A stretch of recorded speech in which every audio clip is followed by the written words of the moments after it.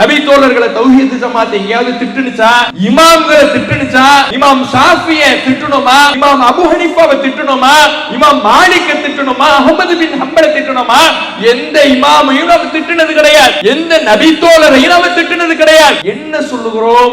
இவர்கள் பின்பற்றுவதற்கு தகுந்தவர்கள் அல்ல. நபி தோழர்கள் போற்றுதலுக்குரியவர்கள் தான். நபி தோழர்கள் பெரும் தியாகிகள் தான். அவர்களுடைய சிறப்பும் நம்முடைய சிறப்பும் ஒன்றாக முடியாது. அவர்கள் அரை கை அளவு தர்மம் செய்தால் கூட, நாம் உஹது மலை அளவு தங்கத்தை கொட்டி கொடுத்தால் கூட இரண்டும் சமமாக முடியாது. அவர்களுடைய இஹ்லாஸ் உச்சபட்சமானது.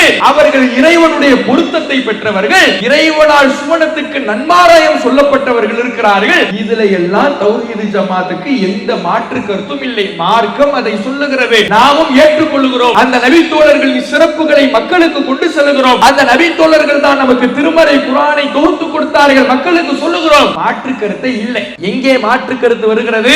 அவர்கள் சிறந்தவர்கள் என்பதனால், அவர்களை நாம் நேசிக்கிறோம் என்கின்ற காரணத்தினால் அவர்கள் மார்க்க ஆதாரங்களாக ஆகிவிடுவார்களா?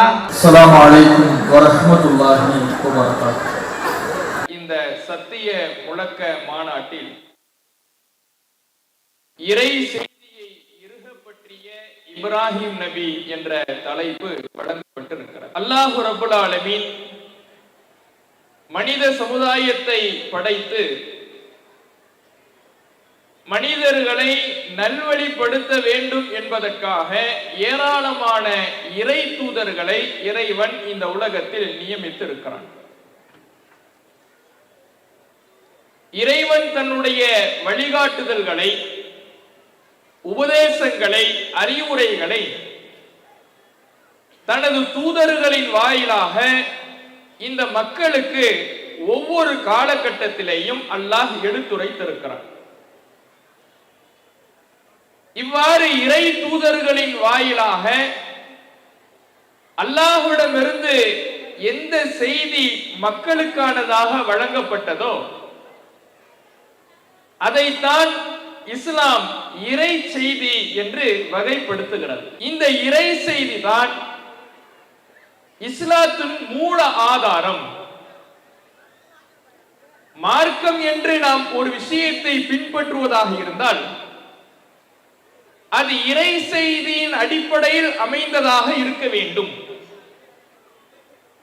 இறைவனிடமிருந்து அருளப்பட்ட செய்தி எதை நமக்கு அறிவுறுத்துகிறதோ, எதை நமக்கு சட்டமாக சொல்லுகிறதோ, ஹலால் என்று தீர்மானிக்கிறதோ, ஹராம் என்று தீர்மானிக்கிறதோ, அது மட்டும்தான் பின்பற்றுவதற்கு தகுதியானது.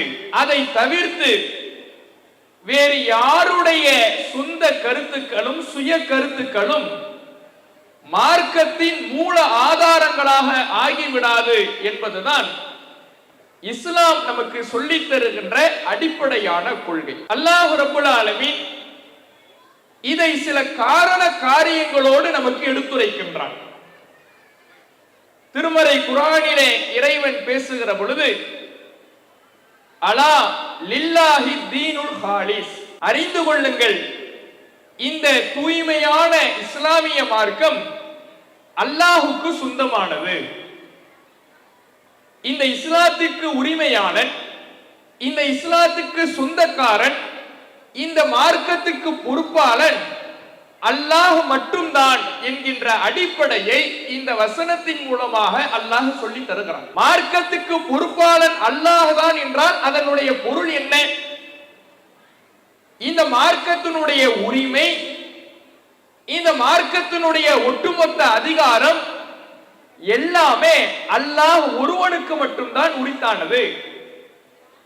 இந்த மார்க்கத்தில் என்ன சட்டத்தை இயற்ற வேண்டும், அந்த அதிகாரம் அல்லாஹ்வின் கையில் தான் இருக்கிறது. இந்த மார்க்கத்தில் எதை அனுமதிக்க வேண்டும், அந்த அதிகாரம் அல்லாஹ்வின் கரத்தில் தான் இருக்கிறது. இந்த மார்க்கத்தில் எதை தடுக்கப்பட்டதாக ஆக்க வேண்டும், அது அல்லாஹ்வின் கரத்தில் தான் இருக்கிறது. இப்படி இந்த மார்க்கத்தினுடைய ஒட்டுமொத்த அதிகாரமும் ஒட்டுமொத்த உரிமையுமே அல்லாஹ் ஒருவனுக்கு மட்டும் உரித்தானது என்பதை இந்த வசனத்தில் இறைவன் பேசுகிறார். அப்ப அல்லாஹ்வுக்கு சொந்தமான மார்க்கத்தில் அல்லாஹ்வுக்கு உரிமை படைத்த இந்த இஸ்லாத்தில் ஒரு சட்டம் இயற்றப்பட வேண்டும் என்றால் மார்க்கத்தில் இருக்கக்கூடிய ஒரு வணக்கமாக, மார்க்கத்தில் இருக்கக்கூடிய ஒரு சட்டமாக நாம் ஒன்றை எடுத்துக்கொள்ள வேண்டும் என்றால் இந்த மார்க்கத்திற்கு உரிமையாளன் எவனோ அந்த அல்லாஹ்விடமிருந்து அருளப்பட்ட செய்தியில் அந்த வழிபாடு இருக்கிறதா என்று பார்க்க வேண்டும். அந்த அல்லாஹ்விடமிருந்து அருளப்பட்ட செய்தியில் இந்த சட்டம் இருக்கிறதா என்பதை உற்று நோக்க வேண்டும். அப்படி அல்லாஹ்விடமிருந்து அருளப்பட்ட செய்தியில் எது சொல்லப்பட்டிருக்கிறதோ அது மட்டும்தான் இஸ்லாம், அது மட்டும்தான் பின்பற்றுவதற்கு தகுதியான செய்தி என்பதை அல்லாஹ் ரப்பல் ஆலமீன் இஸ்லாத்தின் அடிப்படையாக நமக்கு கற்றுத் தருகிறார். இதை இன்னொரு இடத்திலே இன்னும் சற்று விவரமாக இறைவன் பதிவு செய்கிறான். இத்தபிஉ மா உன்சில இலைக்கும் மிர் ரப்பிக்கும், உங்கள் ரப்பிடமிருந்து உங்களுக்கு எந்த செய்தி அருளப்பட்டதோ அதை மட்டும் நீங்கள் பின்பற்றுங்கள். வலா தத்தபிஉ மின் தூனிஹி அவுலியா, அல்லாஹ்வை விடுத்து வேறு பொறுப்புதாரிகளை நீங்கள் பின்பற்றாதீர்கள். நீங்க பின்பற்றுவதாக இருந்தால், மார்க்கம் என்று ஒன்றை செய்வதாக இருந்தால், இஸ்லாம் என்று ஒன்றை நடைமுறைப்படுத்துவதாக இருந்தால் அல்லாஹ்விடமிருந்து அருளப்பட்ட செய்தியின் அடிப்படையில் செய்யுங்கள். அல்லாஹ்விடமிருந்து அருளப்பட்ட இறை செய்தியை பின்பற்றி நடந்து கொள்ளுங்கள். வலா தத்தபிஉ மின் தூனிஹி அவுலியா, அல்லாஹ்வை விடுத்து இந்த மார்க்கத்துக்கு உரிமையாளனை தவிர்த்து வேறு பொறுப்புதாரிகளை பின்பற்றாதீர்கள். அல்லாஹ் சொல்லல, இறைவனுடைய இறை செய்தியில் இல்லை, இதோ அந்த மனிதர் சொன்னார், இந்த மனிதர் சொன்னார் என்று மற்றவர்களுடைய கருத்துக்களை எல்லாம் மார்க்க ஆதாரமாக பின்பற்றி இறை செய்தியில் இல்லாததையெல்லாம் இஸ்லாம் என்று நம்பி மார்க்கத்துக்கு வேறு பொறுப்புதாரிகளை ஏற்படுத்திக் கொள்ளாதீர்கள். இஸ்லாம் அல்லாஹுக்கு சொந்தமான மார்க்கம் என்று நீங்கள் நம்புவதாக இருந்தால், இந்த மார்க்கத்துக்கு சொந்தக்காரன் அல்லாஹ் மட்டும்தான், இந்த மார்க்கத்திற்கு உரிமையாளன் அல்லாஹ் ஒருவன் தான் என்று நீங்கள் நம்புவதாக இருந்தால், அல்லாஹ்விடமிருந்து எந்த செய்தி வந்திருக்கிறதோ அதை மட்டும் நீங்க பின்பற்றுங்க. இல்ல வேறு வேறு பொறுப்பாளர்கள்லாம் இருக்கிறாங்க, அல்லாஹ் மட்டும் இந்த மார்க்கத்துக்கு ஓனர் இல்ல, அல்லாஹ் மட்டும் இந்த மார்க்கத்துக்கு உரிமை படைத்தவன் இல்ல, நிறைய உரிமையாளர்கள் இருக்கிறார்கள் என்று நீங்கள் நம்புவதாக இருந்தா அவங்க கருத்துக்களை எல்லாம் நீங்க எடுத்துக்கலாம். அப்படி இஸ்லாம் சொல்லுதா? அப்படி முஸ்லிம் நம்ப முடியுமா? அப்படி நம்பினால் அது இஸ்லாம் சொல்லுகின்ற கலிமாவிற்கு உரித்தான நம்பிக்கையாக இருக்குமா? இருக்காது. அப்ப நாம நம்புவதாக இருந்தால், மார்க்கம் என்று பின்பற்றுவதாக இருந்தால், இந்த மார்க்கத்துக்கு உரிமையாளன் எவனோ அந்த அல்லாஹ்விடமிருந்து அருளப்பட்ட செய்தியை மட்டும்தான் பின்பற்ற வேண்டும் என்று இந்த வசனமும் நமக்கு சொல்லுகிறது. இன்னும் அல்லாஹ் திருமறை குர்ஆனிலே சொல்லுகிறான், ஃபஸ்தம்சிக் பில்லதி ஊஹிய இலைக், உங்களுக்கு எந்த செய்தி அருளப்பட்டதோ அதை மட்டும் நீங்கள் பற்றி பிடித்துக் கொள்ளுங்கள். அல்லாஹ்விடமிருந்து எந்த செய்தி உங்களுக்கு அறிவிக்கப்பட்டது அதை மட்டும்தான் நீங்கள் மார்க்கம் என்று பற்றி பிடித்துக் கொள்ள வேண்டும். அதை தாண்டி வேறொரு செய்திக்கு வேறொரு அடிப்படையை மார்க்க ஆதாரமாக கொள்ளக்கூடாது என்று இந்த வசனமும் நமக்கு எடுத்துரைக்கிறது. இது போன்று திருமறை குர்ஆன் முழுவதும் நாம் புரட்டி பார்த்தால் நூற்றுக்கணக்கான வசனங்களில் அல்லாஹ்விடமிருந்து அருளப்பட்ட செய்தியை மட்டும்தான் பின்பற்ற வேண்டும், அது மட்டும்தான் இஸ்லாம். ஏனென்றால் இந்த மார்க்கத்துக்கு சொந்தக்காரன் அல்லாஹ், அவனுடைய செய்திகள் மட்டும்தான் மார்க்கத்தின் ஆதாரங்களாக அமையும் என்கின்ற அடிப்படையை நமக்கு கற்றுத் தருகிறார். ஆனால் இன்றைக்கு இந்த அடிப்படைக்கு மாற்றமாக இஸ்லாம் கற்றுத்தருகிற இந்த அடிப்படை கொள்கைக்கு எதிராக மனிதர்களுடைய கருத்துக்களை எல்லாம் மார்க்க ஆதாரமாக ஆக்கக்கூடிய நிலையை பார்க்கிறோம். இறை செய்தி என்றால் அல்லாஹ்விடமிருந்து அருளப்பட்ட செய்தி. அந்த செய்தி நமக்கு இரண்டு விதத்தில் கிடைக்கப்பட்டிருக்கிறது. ஒன்று திருமறை குர்ஆன், மற்றொன்று ஆதாரபூர்வமான ஹதீஸ்கள். இந்த ரெண்டும் தான் அல்லாஹ்விடமிருந்து அருளப்பட்ட செய்தி. ஒன்று குர்ஆன், இன்னொன்று அல்லாஹ்விடமிருந்து அருளப்பட்ட நபிகள் நாயகம் ஸல்லல்லாஹு அலைஹி வஸல்லம் அவர்களுடைய சொல் செயல் அங்கீகாரம் என்ற ஹதீஸ்கள். இதுதான் இறை செய்தின்னு சொல்றோம். இதை மட்டும்தான் இஸ்லாத்தின் ஆதாரமாக எடுக்க வேண்டும் என்று திருமறை குர்ஆனுடைய நூற்றுக்கணக்கான வசனங்கள் நமக்கு சொல்லி தந்திருக்கும் பொழுது, இன்றைக்கு இதற்கு மாற்றமாக மனிதர்களுடைய கருத்துக்களை எல்லாம் மார்க்க ஆதாரமாக ஆக்கக்கூடிய கொள்கையிலே பலர் இருப்பதை பார்க்கிறோம். எப்படியெல்லாம் இருக்கிறாங்க? 4 மதுஹபுகள்ல ஏதேனும் ஒரு மதுஹபை நீங்கள் சார்ந்திருக்க வேண்டும் என்று சொல்லக்கூடியதை பார்க்கலாம். நீங்கள் ஷாஃபியாக இருக்க வேண்டும், அல்லது ஹனஃபியாக இருக்க வேண்டும், மாலிகியாக இருக்க வேண்டும், அல்லது ஹம்பலியாக இருக்க வேண்டும். இப்படி 4 மதுஹபுகளில் ஏதேனும் ஒரு மதுஹபை நீங்கள் சார்ந்து இருந்தால்தான் நீங்கள் முஸ்லிம் என்று சொல்லக்கூடியதை பார்க்கிறோம். இந்த தௌஹீது பிரச்சார மக்களிடத்திலே வேரூன்றுவதற்கு முன்னால் தமிழகத்தில் பல்வேறு பள்ளிவாசல்களில் போர்டு வச்சிருப்பாங்க. என்ன போர்டு? 4 மதுஹபுல ஏதேனும் ஒரு மதுஹபை சார்ந்தவர் தான் இந்த பள்ளிவாசலில் தொழ வேண்டும், அவரை தவிர வேறு யாருக்கும் இந்த பள்ளிவாசலில் அனுமதி இல்லை என்று பள்ளிவாசல்களில் அறிவிப்பு பலகை வைத்திருக்கின்ற அளவுக்கு மதுஹபினுடைய வெறி மக்களிடத்தில் அதிகமாக காணப்பட்டது. ஷாஃபியா நீரி அல்லது ஹனஃபியா இருக்கணும், மாலிகியா இருக்கணும், அல்லது ஹம்பலியா இருக்கணும். 4 மதுஹபுல ஏதேனும் ஒன்றை சார்ந்திருந்தால்தான் நீ முஸ்லிம் என்று சொல்லுகின்ற அளவுக்கு மனிதர்களுடைய கருத்துக்களை மார்க்க ஆதாரமாக ஆக்கியிருந்தாங்க. இந்த மதுஹபுங்கிறது என்ன? 4 இமாம்கள். இமாம் ஷாஃபியை பின்பற்றக்கூடியவர்கள் ஷாஃபி மதுஹபினர். இமாம் அபூ ஹனீஃபாவுடைய கருத்துக்களையும் அவருடைய மாணவர்களுடைய கருத்துக்களையும் பின்பற்றக்கூடியவர்கள் ஹனஃபி மதுஹபினர். இமாம் மாலிக்குடைய கருத்துக்களையும் அவருடைய மாணவர்களுடைய கருத்துக்களையும் மார்க்க ஆதாரமாக பின்பற்றக்கூடியவர்கள் மாலிக் மதுஹபினர். இமாம் அஹ்மது பின் ஹம்பலுடைய கருத்துக்களையும் அவருடைய மாணவர்களுடைய கருத்துக்களையும் பின்பற்றக்கூடியவர்கள் ஹம்பலி மதுஹபினர். இப்படி மனிதர்களுடைய கருத்துக்களை மார்க்க ஆதாரமாக எடுத்துக்கொள்ள வேண்டும் என்று மதுஹபுகளை சார்ந்திருக்க வேண்டும் சொல்றாங்களே, இதை இஸ்லாம் சொல்லி தந்ததா?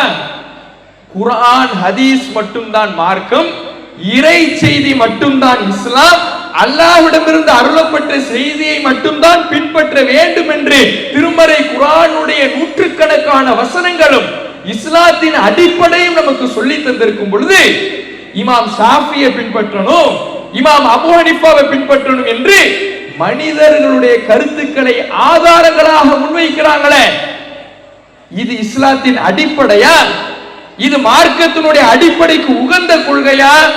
இல்லை. அப்ப இப்படி ஒரு சாரார் மனிதர்களுடைய கருத்துக்களை மார்க்க ஆதாரமாக எடுத்துக்கொள்ள வேண்டும் என்று மதுஹபுகள் என்கின்ற பெயர்ல சென்றாங்க. இன்னொரு பக்கம் பார்த்தோம்னா மதுஹபுகள் கூடாது என்று சொல்வார்கள், ஆனா இவர்களும் மனித கருத்துக்களை மார்க்க ஆதாரமாக எடுப்பார்கள். எப்படி? நபி தோழர்களுடைய கருத்துக்களும் மார்க்க ஆதாரம் தான். நபி தோழர்களுடைய காலத்தில் வாழ்ந்த தாபீன்களுடைய கருத்துக்களும் மார்க்க ஆதாரம் தான். அதற்கு பின்னால் வந்த தபா தாபீன்களுடைய கருத்துக்களும் மார்க்க ஆதாரம் தான். இப்படி ஒவ்வொரு காலகட்டத்திலேயும் வாழ்ந்த இமாம்களுடைய கருத்துக்களை நாம் பின்பற்ற வேண்டும் என்று இப்படி ஒரு சாரார் போறாங்க. இவங்க தங்களை சலஃபியாக்கள் என்று அழைத்துக் கொள்வார்கள். ஏற்கனவே நாம பார்த்தவர்கள் தங்களை ஷாஃபியாக்கள் அழைச்சுக்குவாங்க, ஹனஃபியாக்கள் அழைத்துக் கொள்வார்கள். இப்படி ஏதேனும் ஒரு இமாமை சார்ந்து அந்த இமாமுடைய கருத்துக்களை பின்பற்ற வேண்டும் என்று சென்றவர்கள் மதுஹபுவாதிகள் என்று தங்களை அழைத்துக் கொள்வார்கள்.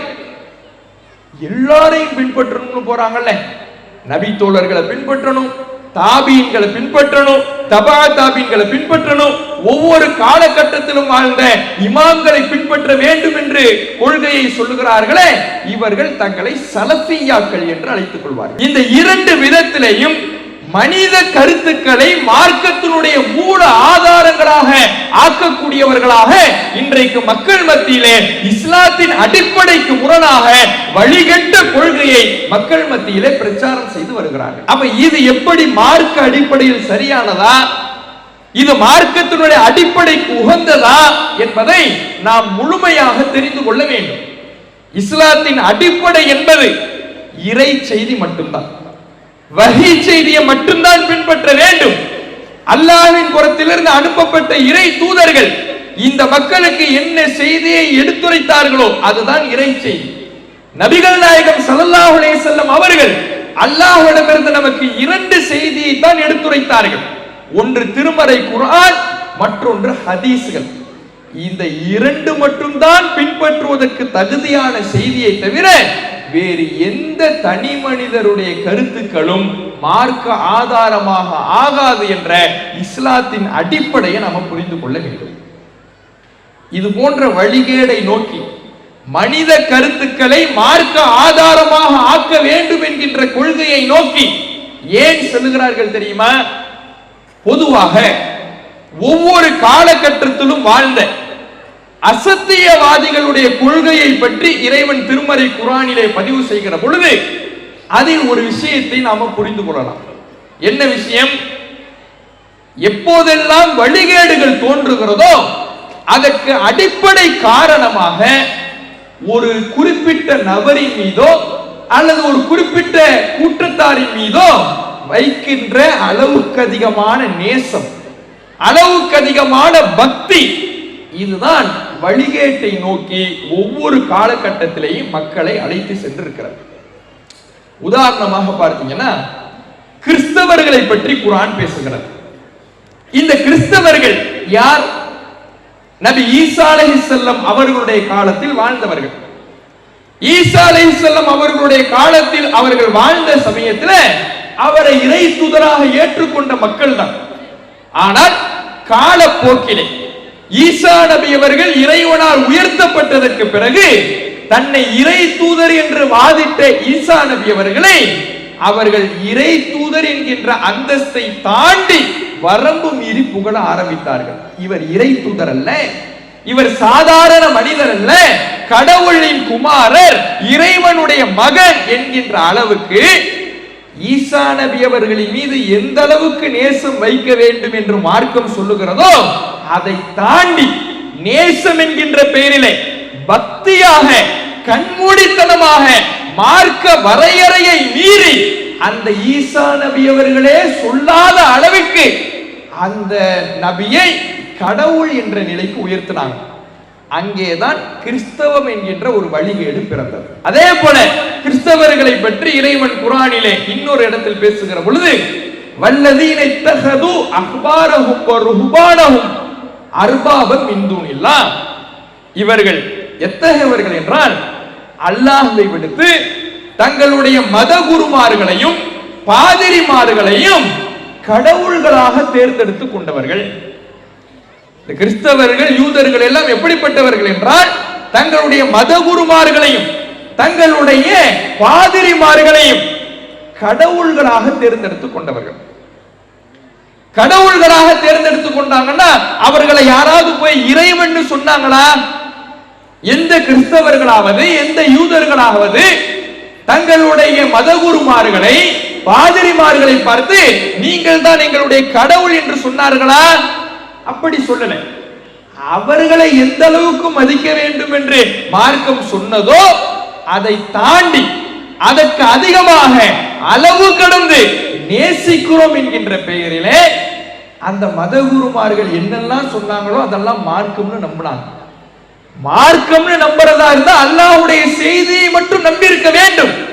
இறைவனிடமிருந்து அவர்களுக்கு என்ன சட்டங்கள் சொல்லப்பட்டதோ அதை மட்டும் பின்பற்றிருக்க வேண்டும்.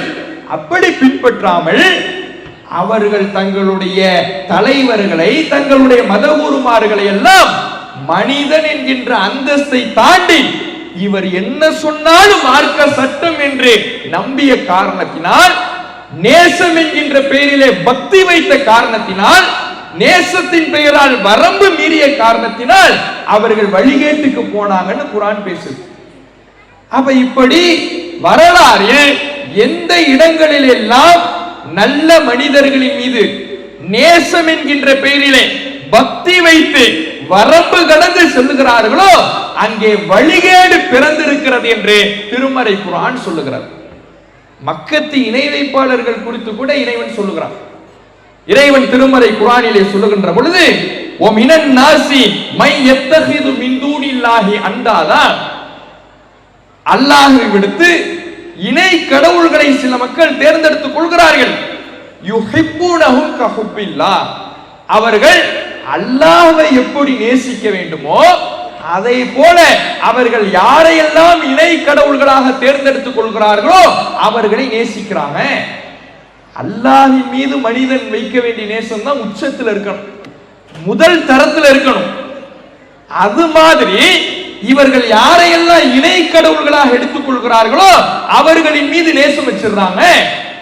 மக்கத்து முஷ்ரிக்கீன்கள் என்ன செஞ்சாங்க? அவர்களுக்கு முன்பு வாழ்ந்த நல்ல மனிதர்களை எல்லாம் சிலைகளாக வடிவமைச்சாங்க. ஏன் வடிவமைச்சாங்க? அவங்க ரொம்ப நல்ல மனுஷன், அவர் நல்ல வாழ்ந்தாரு, நல்ல இஹ்லாஸானவரா இருந்தாரு, நல்ல தொழுகையாளியா இருந்தாரு, நல்ல வணக்கசாலியா இருந்தாரு, நல்ல தர்மம் செஞ்சாரு, நல்ல மனுஷன் என்கின்ற நேசத்தினால் எப்படி நேசம் வைக்கணும்னு அல்லாஹ் சொன்னானோ அதிலே வரம்பு கடந்து அவர்களுக்கு சிலைகளை உருவாக்கினாங்க. நபி இப்ராஹிம் அலைஹிஸ்ஸலாம் அவர்களை நேசிக்கிறோம் என்று மக்கத்து முஷ்ரிக்கீன்கள் சொன்னார்கள். அபூ ஜஹல் சொன்னான், அபூ லஹப் சொன்னான். ஆனால் அவர்களுடைய நேசம் எப்படி இருந்தது? மார்க்கம் நபிமார்களை எப்படி நேசிக்க சொல்லுகிறதோ அந்த அளவுக்கு அவர்களுடைய நேசம் இருந்ததா, அல்லது அல்லாஹ்வை எப்படி நேசிக்கணும்னு சொல்லுகிறதோ அந்த அளவுக்கு இருந்ததா?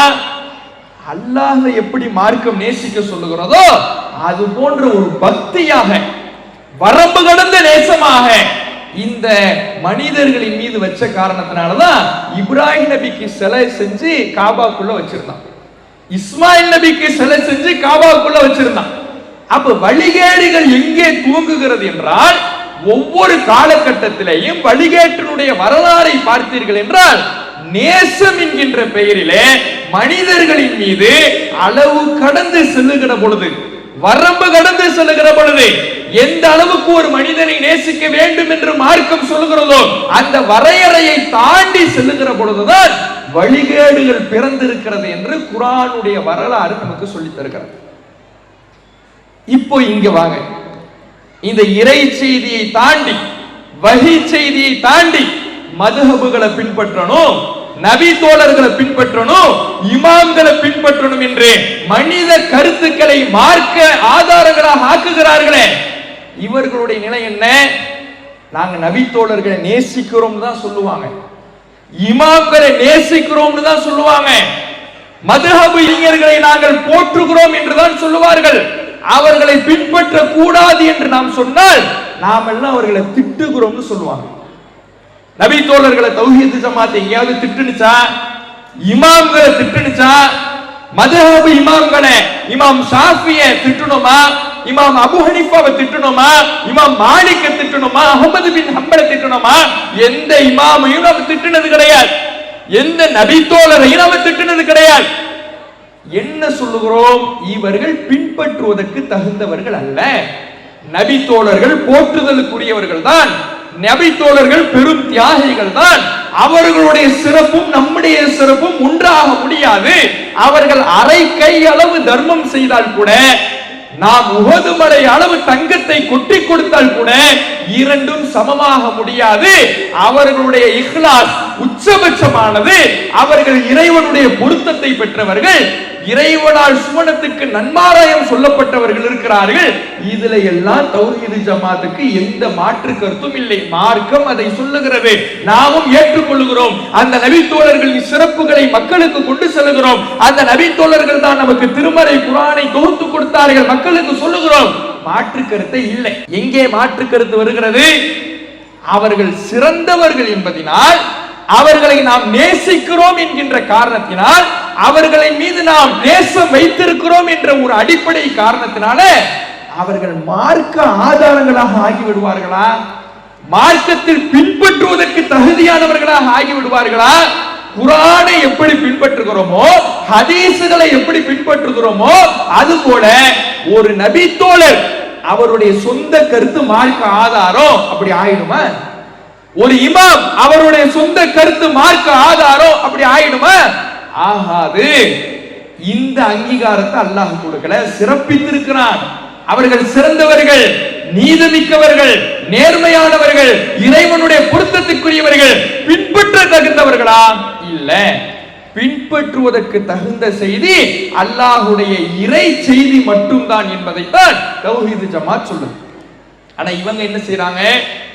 அல்லாஹ் புகழ்ந்திருக்கிறான்ல, அல்லாஹ் சிறப்பித்திருக்கிறான்ல, அதனால நாங்க இவர்களை நேசிக்கிறோம், நபி தோழர்களை நேசிக்கிறோம் என்று சொல்லிவிட்டு அந்த நேசத்துக்கு என்ன வரையறை வைக்கிறாங்க தெரியுமா? எப்படி நாம குர்ஆன் ஹதீஸ மாற்று கருத்து இல்லாம பின்பற்றுவோமா? குர்ஆன் ஹதீஸ்ல மாற்று கருத்து இல்லாம பின்பற்றுவோம். ஒரு குர்ஆன் வசனம் ஒன்னு சொல்லுது, ஒரு மூமினுடைய நிலை என்ன? மாகான லி முஃமினி வலா முஃமினத்தின் இதா கலல்லாஹு வ ரசூலுஹு அம்ரன். அல்லாஹ்வும் அல்லாஹ்வுடைய தூதரும் ஒரு காரியத்தை உங்களுக்கு தீர்மானித்து விட்டால் அன் யகூன லஹுமுல் ஹியரத்து மின் அம்ரிஹிம், மாற்று கருத்து கொள்வது, சுய விருப்பம் கொள்வது எந்த இறை நம்பிக்கை கொண்ட ஆணுக்கும் அனுமதி இல்லை, எந்த இறை நம்பிக்கை கொண்ட பெண்ணுக்கும் அனுமதி இல்லை என்று அல்லாஹ் குர்ஆன் வசனத்துக்கும் ஹதீஸுக்கும் ஒரு வரையறையை சொல்றானே. மாற்று கருத்து இல்லாம நீ பின்பற்றணுமா? அதுக்கு தகுந்த செய்தி குர்ஆனும் ஹதீஸும் தான். சொன்னவுடன் கட்டுப்படுகின்ற செய்தியாக இருக்கணுமா? அதுக்கு தகுந்த செய்தி குர்ஆனும் ஹதீஸும் தான் அல்லாஹ் சொல்றானே. இது மாதிரி இந்த தன்மையில நபி தோழருடைய கருத்தை நீங்க பின்பற்றணும், தாபீன்களுடைய கருத்துக்களை நீங்க பின்பற்றணும், தபா தாபீன்களுடைய கருத்துக்களை பின்பற்றணும், இமாம்களுடைய கருத்துக்களை பின்பற்றணும் என்று முன்னோர்களுடைய மனித கருத்துக்களுக்கு எந்த தகுதியை கொடுக்கிறாங்க? அல்லாஹ்வுடைய வார்த்தைக்கு என்ன தகுதியை கொடுப்போமோ, மாற்று கருத்து கொள்ளாமல் பின்பற்ற வேண்டும் என்கின்ற தகுதியை இறைவன் கொடுக்கிறானோ அது போன்ற தகுதியை அவங்களை நேசிக்கிறோங்கிற பெயர்ல கொடுக்கிறாங்க. இப்படியா மார்க்க நேசிக்க சொன்னுச்சு? நேசிங்க, நேசிப்பது ஈமானிய அடையாளம். ஹுப்புல் அன்சார், அன்சாரிகளை நேசிப்பது ஈமானிய அம்சம். நேசிக்கணும், அந்த நேசம் இருக்கிறதுக்காக பின்பற்ற சொல்லுச்சா? அல்லாஹ்வுடைய வார்த்தையை போல நபி தோழர்களுடைய வார்த்தையை ஆக்குங்கள் என்று இஸ்லாம் சொன்னதா? எங்கேயுமே சொல்லலையே. அப்ப நேசம் என்கின்ற பெயரிலே, பக்தி என்கின்ற பெயரிலே எப்போதெல்லாம் வரம்பு கடக்கப்படுகிறதோ, வரம்பு மீறப்படுகிறதோ அது வழிகேட்டிற்குத்தான் அழைத்து செல்லும் என்பதற்கு நிகழ்கால நம் கண் முன்னால் இருக்கின்ற உதாரணங்களாக இந்த மதுஹப்வாதிகளும், நபி தோழர்களை பின்பற்ற வேண்டும் என்று சொல்லக்கூடியவர்களும், இமாம்களை பின்பற்ற வேண்டும் என்று சொல்லக்கூடிய இந்த சலஃபி கொள்கைக்காரர்களும் இருக்கிறார்கள். இப்ப மதுஹப் எடுத்து பாருங்க. மதுஹபுகள் அதுல குர்ஆன் வசனத்துக்கு முரணாகவே ஏராளமான சட்டங்கள் இருப்பதை நாம பார்க்கணும். உதாரணத்துக்கு 1-2 மட்டும் நம்ம பார்ப்போமே. இப்ப திருமறை குர்ஆனிலே ஹதீஸ்லையும் பார்த்தீங்கன்னா மார்க்கம் நிறைய வணக்க வழிபாடுகளை சட்டதிட்டங்களை சொல்லி தருது. அதுல ஒரு சட்டம் என்ன அப்படின்னா, பஞ்சம் வறட்சி நிலவுகிற பொழுது மழை தொழுகை நபிகள் நாயகம் ஸல்லல்லாஹு அலைஹி வஸல்லம் அவர்கள் தொழுது இருக்கிறாங்க. மழை வேண்டி அல்லாஹ்விடத்தில் பிரார்த்தனை செய்யும் விதமாக ஒரு தொழுகையை திடலுக்கு சென்று ரசூலுல்லாஹ் செஞ்சிருக்கிறாங்க. இது ஆதாரபூர்வமான நபிமொழிகள்ல இடம்பெறக்கூடிய ஒரு சட்டம். ஆனால் மதுஹப் சட்டம் சொல்லுகிறது, ஹனஃபி மதுஹபுனுடைய நூல் சட்டம் சொல்லுகிறது, இந்த மழை தொழுகை என்பதெல்லாம் மார்க்கத்துல ஒண்ணும் கிடையாது, மழை தொழுகை என்பது மார்க்கத்தில் இல்லை என்று ஹதீஸுக்கு நேர் எதிராக மதுஹப் சொல்லுது. மதுஹப் மார்க்க ஆதாரங்கிறாங்களே, இப்ப இதுல எதை பின்பற்றுவாங்க? ஹதீஸ் சொல்லுது மழை தொழுகை இருக்குது, மதுஹப் சொல்லுது மழை தொழுகை இல்லைன்னு. இப்ப எதை பின்பற்றுவாங்க? எந்த குர்ஆன் ஹதீஸ் மட்டும்தான் மார்க்க ஆதாரம் என்று நாம் நின்று விட்டால் இங்க நம்ம தடுமாற தேவையே இல்லை. இல்ல குர்ஆன் ஹதீஸ் மட்டும் கிடையாது, இமாம்களுடைய கருத்துக்களும் மார்க்க ஆதாரம் தான், நபி தோழர்களுடைய கருத்துக்களும் மார்க்க ஆதாரம் தான் என்று சொல்லுகிறார்களே, அவர்கள் ஹதீஸுக்கு முரணாகத்தான் சட்டம் எழுதி வைக்கிறாங்க. ஹதீஸுக்கு முரணாகத்தான் மழை தொழுகை இல்லை என்று நடைமுறையில் இருக்கிறார்கள். ஏன்? எங்க இமாம் சொல்லிட்டாருங்கிறாங்க. அப்ப எங்க கொண்டு போய் வைக்கிறாங்க? அல்லாஹ் குர்ஆனிலே கேட்கிறானே, அம்லஹும் ஷுரகா ஷரஉ லஹும் மினத் தீன் மா லம் யஅஸன் பிஹில்லாஹ். அல்லாஹ் சொல்லாததை மார்க்க சட்டம் என்று சட்டம் இயற்றிக் கொள்ளுகிற இணை கடவுள்கள் அவர்களுக்கு இருக்கிறார்களா? அல்லாஹ் கேட்கிறான்.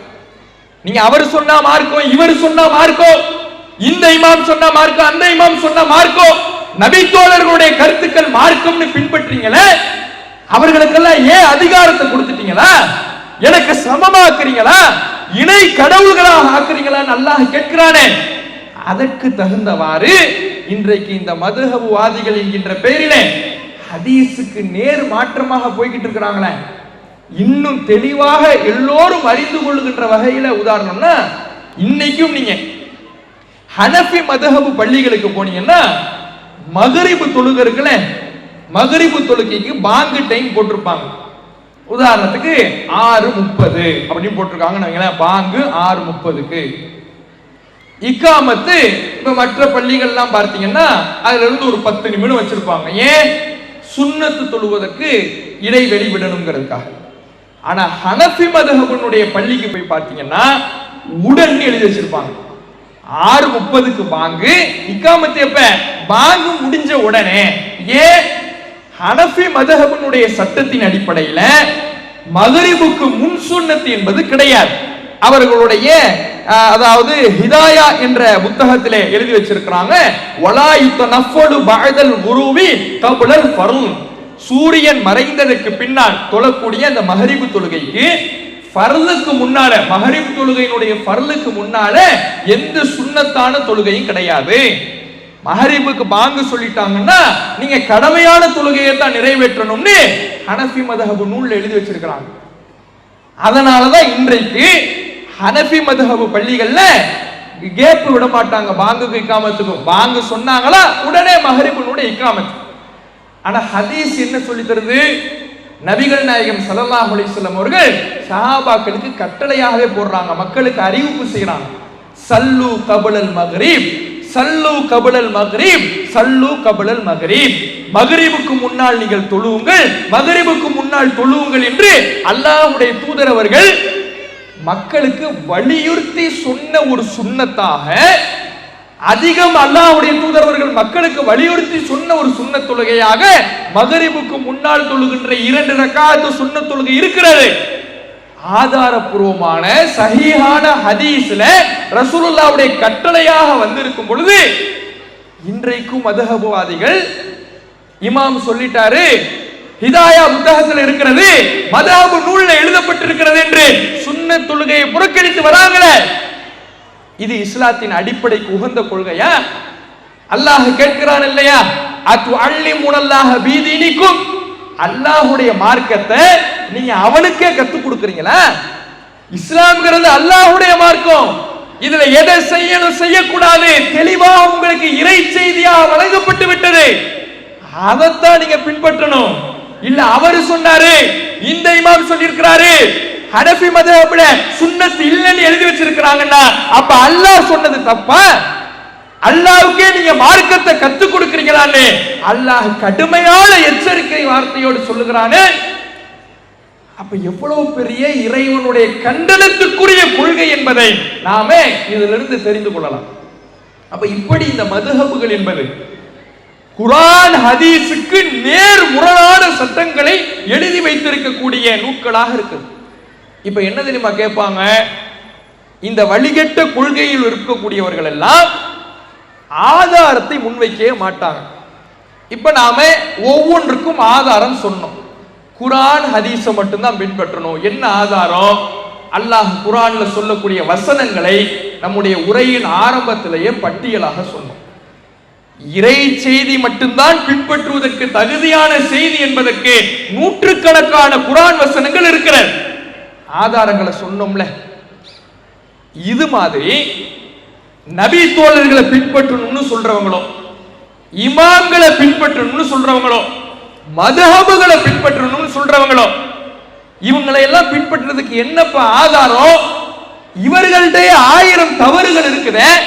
மனித கருத்துக்களை மார்க்கமாக்கணும்னு போய் இருந்தா குர்ஆன் ஹதீஸுக்கே நம்ம முரணாக போய் விழ வேண்டியதாக இருக்குமே. இப்படி எல்லாம் கேட்டா அப்பையும் நம்ம ஆரம்பத்திலே சொன்ன மாதிரி வழிகேட்டின் பிறப்பிடமாக இருக்கிற நேசத்தையும் பாசத்தையும் சென்டிமெண்ட்டையும் தான் கொண்டு வருவாங்க. எப்படி கொண்டு வருவாங்க தெரியுமா? அப்படின்னா அந்த இமாம்கள்லாம் தப்பு செஞ்சுட்டாங்கன்னு சொல்றீங்களா? இஸ்லாத்துக்காக ஷாஃபி இமாம் எவ்வளவு பாடுபட்டிருக்கிறாரு, இமாம் அபூ ஹனீஃபா எவ்வளவு பாடுபட்டிருக்கிறாரு, நபி தோழர்கள் எவ்வளவு தியாகம் செஞ்சிருக்கிறாங்க, அவங்க எல்லாம் பிதஅத் செஞ்சுட்டாங்கன்னு சொல்றீங்களா? அவங்க எல்லாம் தவறு செஞ்சுட்டாங்கன்னு சொல்றீங்களா? அவங்க எல்லாம் பாவிகள் என்று சொல்றீங்களான்னு நம்மள்ட்ட ஒரு கேள்வி கேட்பாங்க. இதுவும் வழிகேடர்களுடைய வழிமுறை. நபி மூசா அலைஹிஸ்ஸலாம் அவர்கள் ஃபிரௌனிடத்தில் போய் பிரச்சாரம் செய்யறாங்க. என்ன பிரச்சாரம்? அவன் சொல்லுகிறான் நான் தான் கடவுள்ங்கிறான். அன ரப்புக்கும் அலா, நான் தான் கடவுள்ங்கிறான்.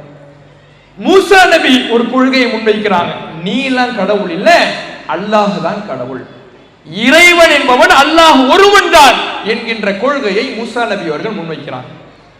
இதற்கு பதில் சொல்ல முடியாதவன் அந்த ஃபிரௌன் என்ன முன்வைக்கிறான் தெரியுமா? ஃபமா பாலுல் குரூன், அப்படின்னா இதுக்கு முன்னாடி மௌத்தா போனாங்கல்ல நம்முடைய முன்னோர்கள், அவர்களுக்கெல்லாம் அல்லாஹ் பத்தியே தெரியலையே, அவங்க அப்பெல்லாம் தப்புல இருந்தாங்களா? அப்ப அவங்க எல்லாம் நரகவாதிகளா அப்படின்னு கேட்கிறான். ஏன் கேட்கிறான்?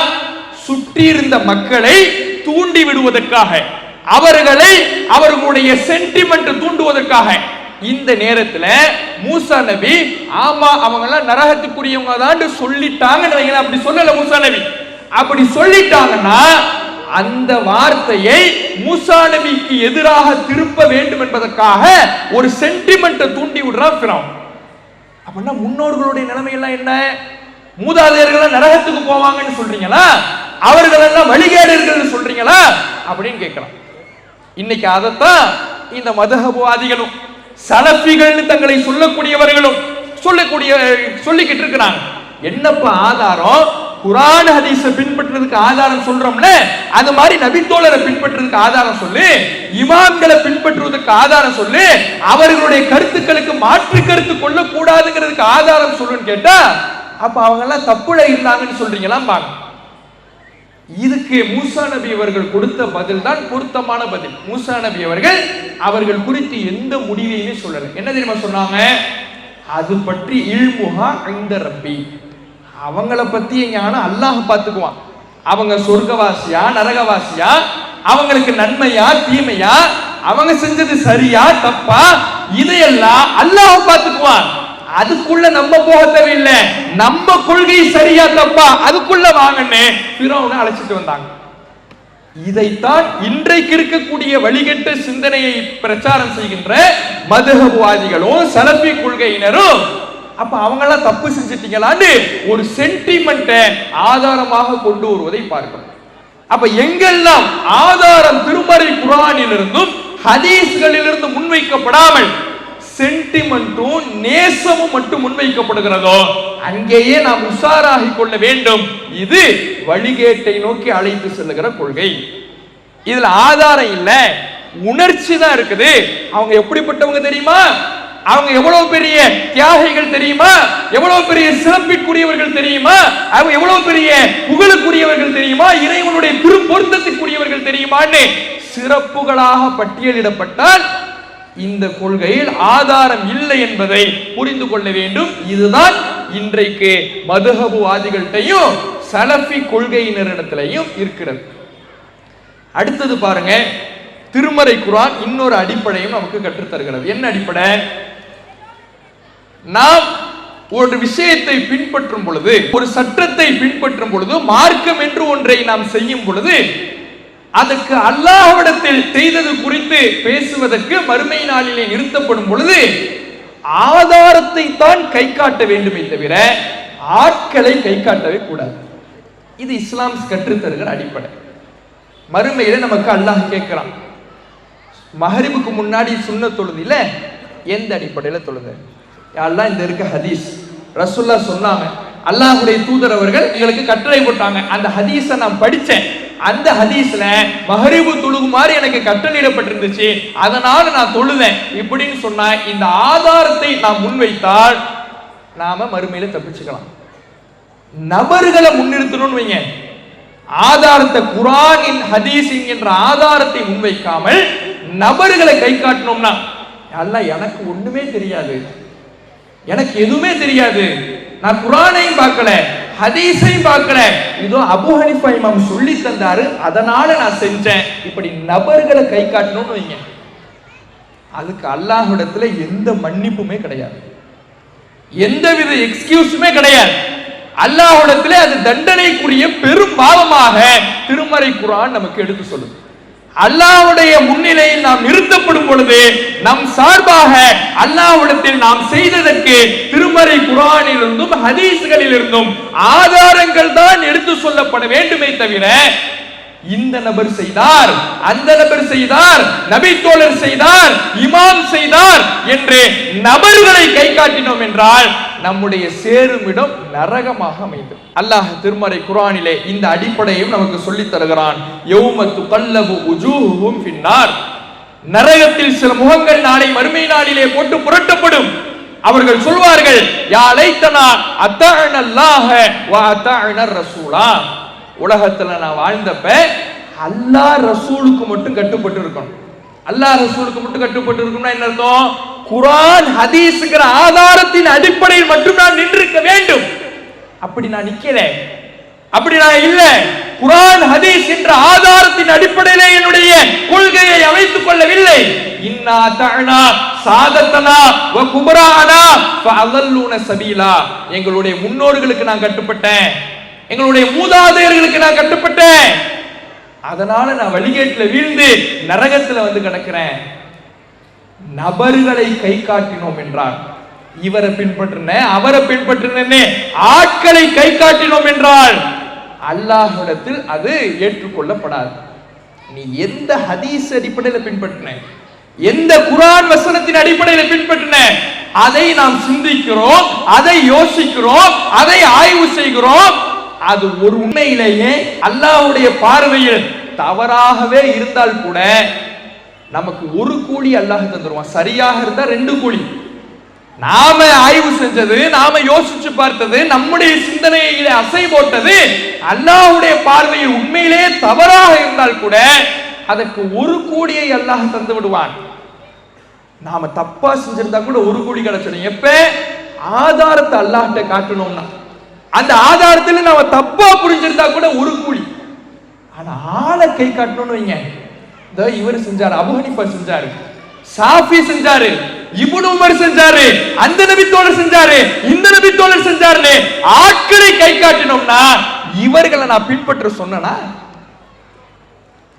இவர்களை மார்க்க ஆதாரமாக எடுக்க சொன்னா, மார்க்க ஆதாரம்ங்கிறது குர்ஆன் ஹதீஸ் தானே, அந்த அடிப்படையில் தானே நீ நின்று இருக்கணும். அந்த அடிப்படையில் நிற்காம இந்த மனிதர்களின் பின்னாலே ஏன் போன? நரகத்தில் போட்டு புரட்டும் பொழுதுதான் அந்த மனிதன் உணர்வானா, இன் அத்தாஅனல்லாஹ வ அத்தாஅனர் ரசூலா, நான் அல்லாஹ் ரசூல்னு மட்டும் நின்னு இருந்தா இந்த நரகத்துல விழுந்திருக்க மாட்டேன், இந்த நபர்கள் பின்னால போனதுனாலதான் இந்த நரகத்துல வந்து விழுந்தேன். அப்போ மார்க்கத்தின் அடிப்படை என்பது நாம் பின்பற்றக்கூடிய, நாம் எடுக்கக்கூடிய ஒவ்வொரு விஷயத்துக்கும், வணக்க வழிபாட்டுக்கும், சட்டதிட்டத்துக்கும் குர்ஆன் ஹதீஸ் என்கின்ற ஆதாரத்தின் அடிப்படையில் நிற்க வேண்டுமே தவிர நபர்களை கை காட்டினோம் என்றால் அது நம்மை நாளை மறுமையிலே வழிகேட்டுக்கு அழைத்து சென்றுவிடும். அது யாராக இருந்தாலும் சரி. அபூபக்கரை நீங்க கை காட்டினீங்கன்னா அபூபக்கர் சொர்க்கத்துக்கு போயிடுவாரு. நாம அவர் பின்னாடி நாம சொர்க்கத்துக்கு ஓடிட முடியாது. ஏன்? சொர்க்கத்துக்கு போகணுங்கிற நற்செய்தி அபூபக்கருக்கு தான் அல்லாஹ்வுடைய தூதர் சொன்னாங்க. அபூபக்கர் ரலியல்லாஹு அன்ஹு அவர்கள் சொர்க்கத்துக்கு போயிடுவாரு. அவருக்கு அல்லாஹ் கொடுத்த நற்செய்தியின் காரணத்தினால் அவரிடத்தில் சில தவறுகள் மார்க்க ரீதியாக இருந்தால் கூட, மார்க்க ரீதியான தவறான முடிவுகளை அவர் எடுத்திருந்தால் கூட அல்லாஹ்வால் அவர் மன்னிக்கப்பட்டு அவர் சொர்க்கத்துக்கு போயிடுவாரு. நாம போய் நின்னுகிட்டு, யா அல்லாஹ் நான் அபூபக்கர் பின்னாடியே ஓடி வந்தேன், அபூபக்கர் ரலியல்லாஹு அன்ஹு அவர்கள் என்னெல்லாம் செஞ்சாரோ அதையெல்லாம் நானும் செஞ்சேன் அப்படின்னு போனா உன்னை யார் அவர் பின்னாடி வர சொன்னா? உன்னை யார் அவர் பின்னாடி யார் வர சொன்னா?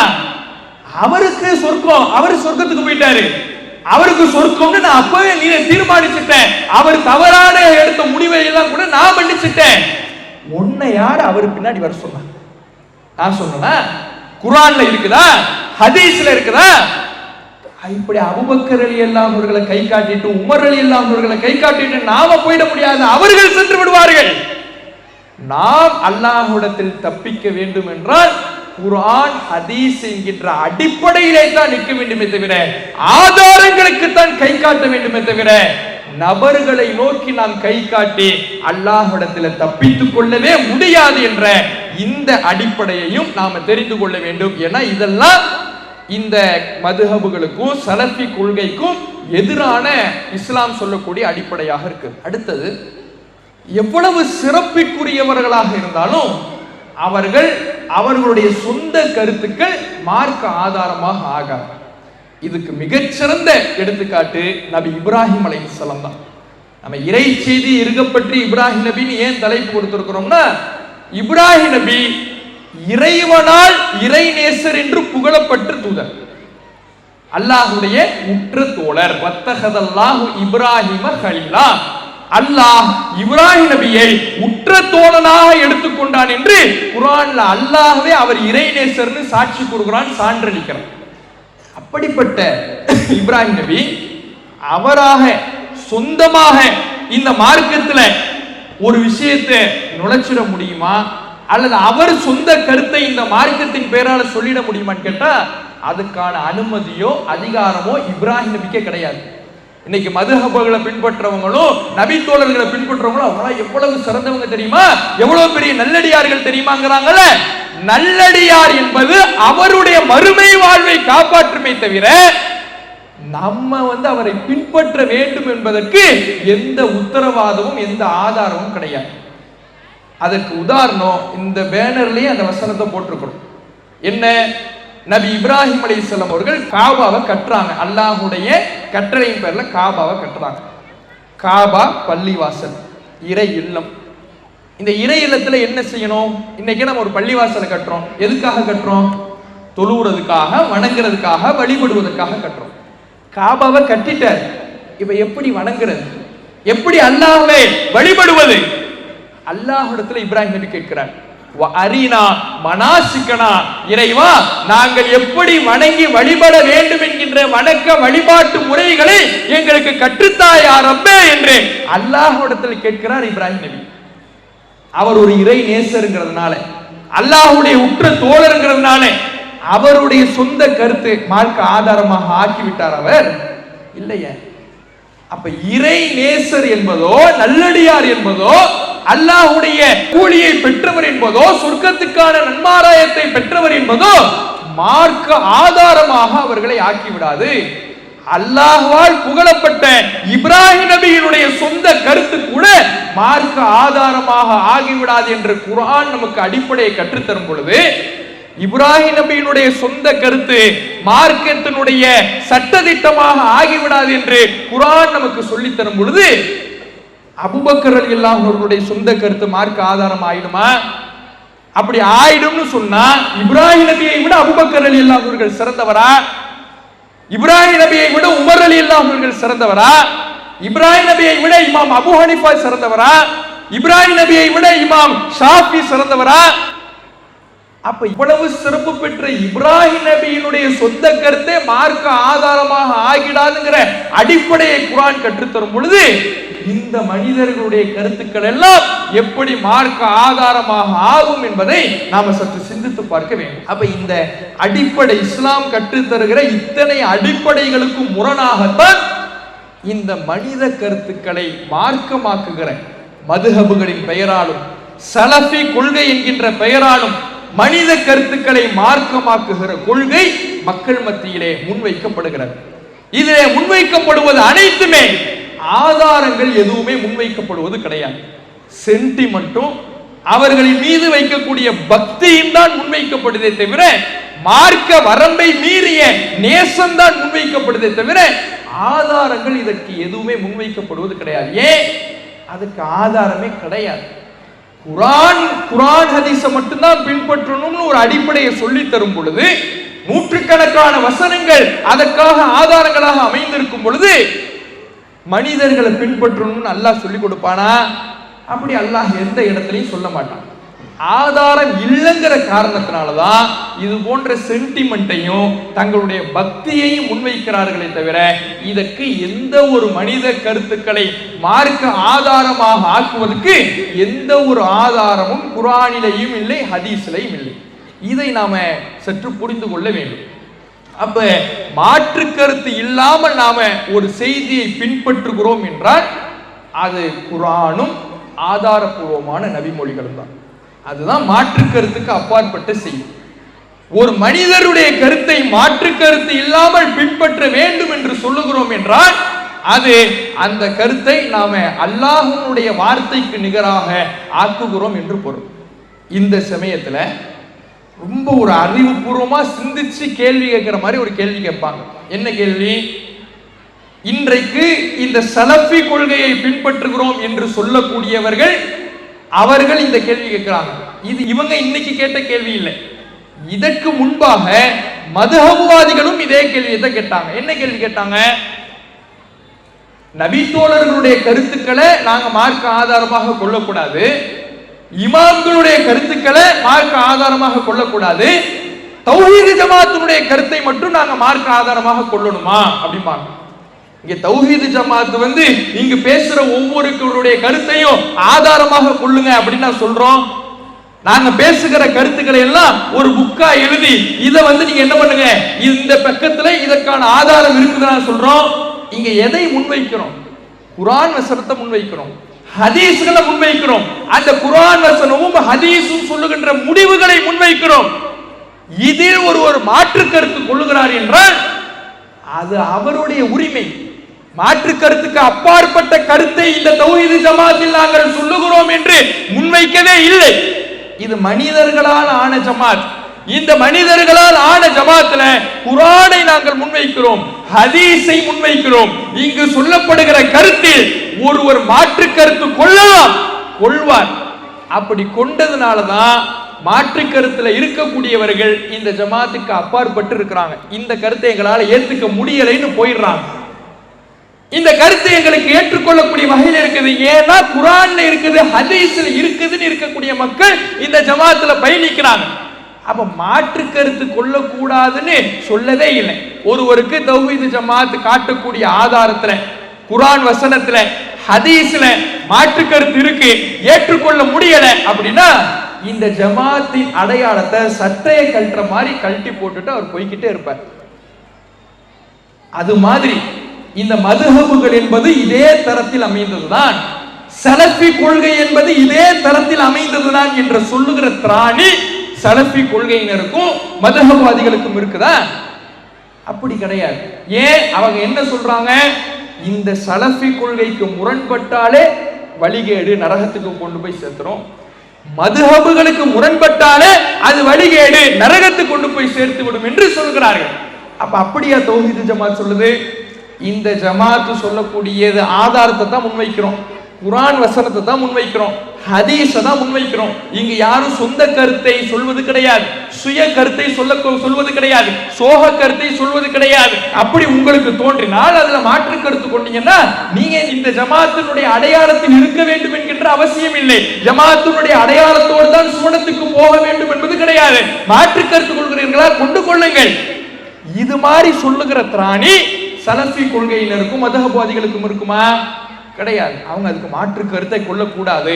குர்ஆன் வசனம் ஹதீஸ் எப்படி மாற்று கருத்துக்கு அப்பாற்பட்டதோ அது போன்று நபித்தோழருடைய கருத்தும் மாற்று கருத்துக்கு அப்பாற்பட்டது, இமாம்களுடைய கருத்தும் மாற்று கருத்துக்கு அப்பாற்பட்டது. அதைத்தான் முற்படுத்த வேண்டும், அதை தாண்டி சிந்திக்க கூடாது என்கின்ற ஒரு வழிகேட்ட கொள்கை நோக்கி அல்லாஹ்வுடைய செய்திக்கான தகுதியை மனித கருத்துக்களுக்கான தகுதியாக ஆக்குகின்ற அளவுக்கு அவர்கள் கொண்டு சென்று கொண்டிருக்கிறார்கள். அல்லாஹ் சொன்ன வசனத்தை மீண்டும் நினைவுபடுத்துகிறோம். இப்படியான கொள்கை அம்லஹும் ஷுரகா ஷரஉ லஹும் மினத்தீன் மா லம் யஅதன் பிஹில்லாஹ், அல்லாஹ் சொல்லாததை மார்க்க சட்டம் என்று இயற்றுகின்ற இணை கடவுள்கள் உங்களுக்கு இருக்கிறார்களா என்று அல்லாஹ் கேட்கிறானே, அந்த இணை கடவுள் என்கின்ற நிலைக்கு தான் இது கொண்டு போய் சேரும். அல்லாஹ்வுடைய வார்த்தை மட்டும்தான் மாற்று கருத்துக்கு அப்பாற்பட்டது. மனிதனுடைய வார்த்தைக்கு இந்த தகுதியை கொடுத்தோம் என்றால் இணை கடவுளாக ஆக்குகிறோம் என்று பொருள். அப்படியான ஒரு வழிகேட்டை மதுஹபுகளின் பெயராலும் சலஃபி கொள்கை என்கின்ற பெயராலும் மக்கள் மத்தியிலே பிரச்சாரம் செய்து வருகிறார்கள். மக்கள் இதை உணர்ந்து தங்களுடைய கொள்கையை திருமறை குர்ஆன் மற்றும் ஆதாரபூர்வமான நபிமொழிகளின் அடிப்படையிலே, இறை செய்தியின் அடிப்படையில் அமைத்துக் கொள்ள வேண்டும். அதுதான் நமக்கு மறுமையிலே வெற்றியை பெற்றுத் தரும் என்று சொல்லி எனது உரை நிறைவு செய்கின்றேன். வாஹிர் தாவானா அல்ஹம்துலில்லாஹி ரப்பில் ஆலமீன். அஸ்ஸலாமு அலைக்கும் வரஹ்மத்துல்லாஹி.